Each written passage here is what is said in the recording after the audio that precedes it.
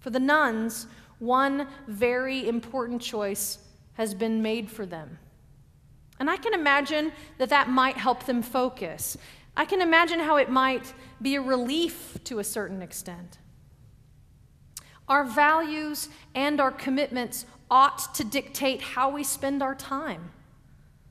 And if how we spend our time is accidental rather than intentional, then the question to ask yourself is, how does your schedule reflect what you value?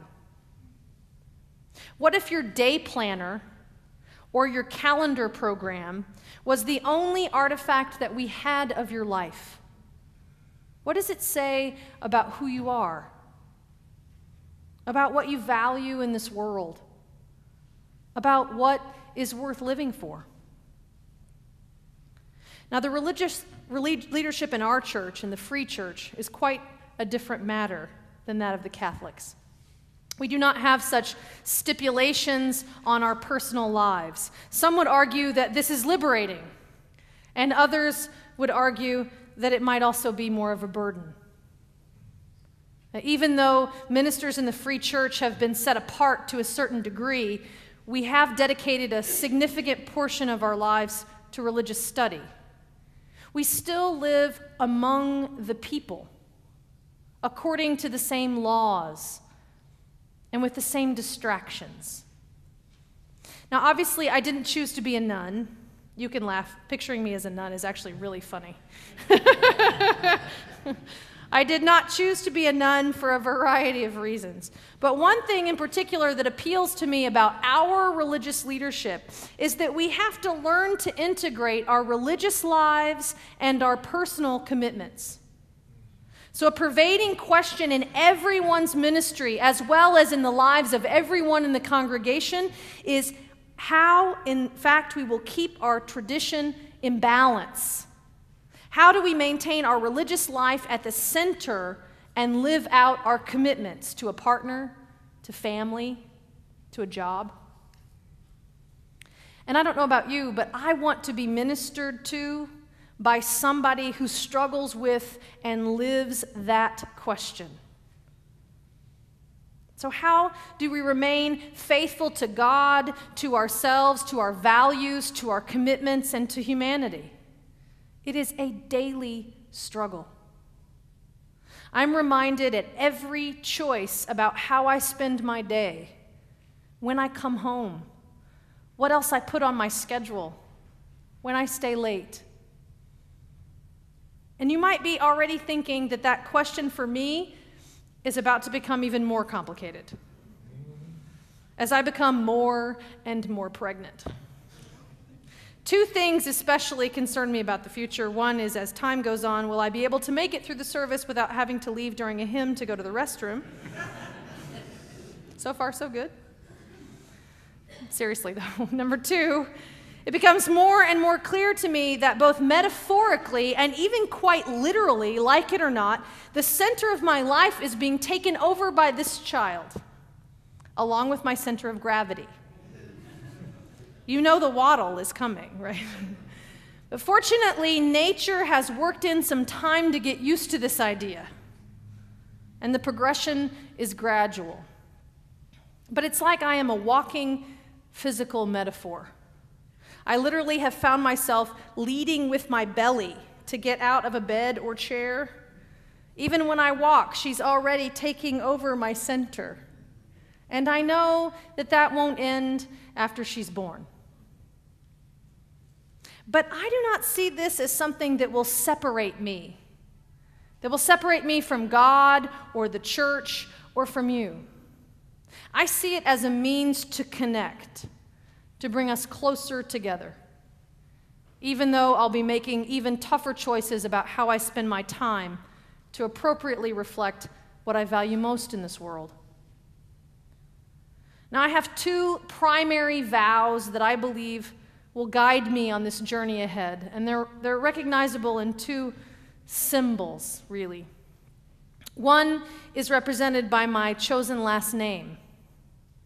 My last name reminds me every single day what grounds me. For those of you who do not know, I discovered Lebak while reading a translation of the Lord's Prayer by Sufi mystic and scholar Neil Douglas Klotz. Lebak literally jumped off the page at me. In Aramaic, Lebak means heart, the center of one's life, compassion, and audacity. And I chose Lebak as my last name as a guidepost to be reminded every time I say or sign my name what is at the center of my life. I wanted to be reminded to be compassionate, to lead with my heart, reminded to ask myself over and over again, what am I valuing? What is at the core? I wanted to be reminded that risks taken from this center audaciously are most often worth taking. And the other symbol that will guide me on this journey, I believe, to balance my commitments is the ring that Jill and I wear, upon which is engraved, "Faithless to none, faithful to one." Where we vowed in our own commitment to one another that it would not be at the exclusion of God or at the exclusion of service to humanity.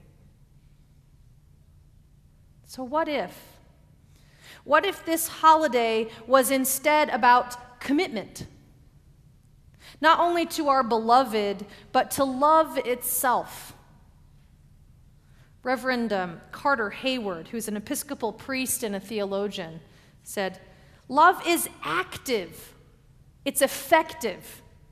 A matter of making reciprocal and mutually beneficial relation with one's friends and one's enemies. Love creates righteousness or justice here on earth." He said, as advocates and activists for justice know, loving involves struggle, resistance, and risk. People working today on behalf of women, minorities, lesbians and gay men, the aging, the poor in this country and elsewhere know that making justice is not a warm and fuzzy experience. He says, "I think also that lovers and good friends know that the most compelling relationships demand hard work, patience, and a willingness to endure tensions and anxiety in creating empowering bonds. For this reason, loving involves commitment. And in this way, and only in this way, love is a choice.